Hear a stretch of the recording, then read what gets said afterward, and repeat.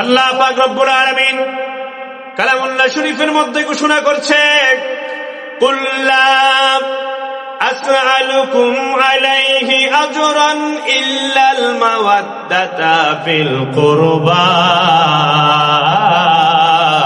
আল্লাহু আকবার।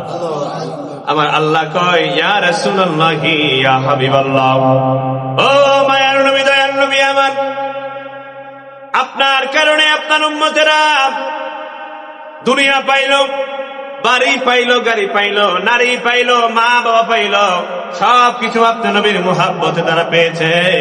ও নবী, আপনি আপনার উম্মতদেরকে জানিয়ে দেন, এত কিছুর বিনিময়ে আপনি আপনার উম্মতের কাছে কোনো কিছুই চান না, শুধু একটা জিনিস চান, ইল্লাল মাওয়াদ্দাতা ফিল কুরবা, আপনার আহলে বায়াতের মুহাব্বত। জোরে বলেন সুবহানাল্লাহ। আহলে বায়াতের মুহাব্বত, আহলে বায়াতের শান, যারা আহলে বায়াতকে মানবে, আল্লাহ নবী কয়, মান আহাব্বাল হাসান ওয়াল হুসাইন ফাকাদ আহাব্বানি, যে ব্যক্তি হাসান হুসাইনকে ভালোবাসে ওই ব্যক্তি যেন আমি নবীকে ভালোবাসে। ওয়া মান আবগাদাহুমা ফাকাদ আবগাদানি, যে ব্যক্তি হাসান হুসাইনের মনে কষ্ট দেয় ওই ব্যক্তি যেন আমাকেই কষ্ট দেয়। বাবাজিরাই আমার, বন্ধুরাই আমার, হাসান হুসাইনকে ভালোবাসলে নবীকে ভালোবাসা হয়, আর হাসান হুসাইনকে কষ্ট দিলে আল্লাহ নবীকে কষ্ট দেওয়া হয়। আল্লাহ নবীকে কষ্ট দিলে কি হয়? আল্লাহ পাক রব্বুল আলামিন কয়, ইন্নাল্লাযীনা ইউযুনাল্লাহা ওয়া রাসূলাহু লা'নাহুমুল্লাহু ফিদ দুনিয়া ওয়াল আখিরাহ।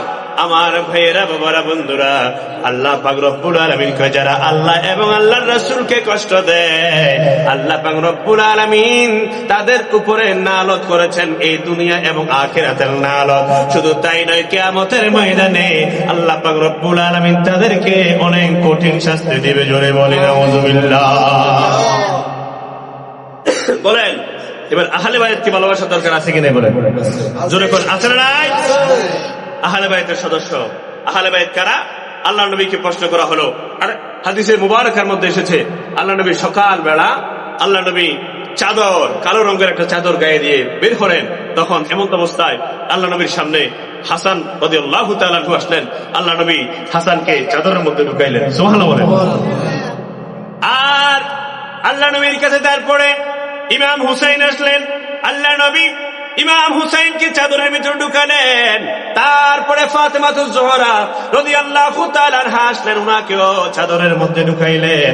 তারপরে আল্লাহ নবীর সামনে হযরতে মাওলা আলী শেরে খুদা রাদিয়াল্লাহু তাআলা আনহু আসলেন।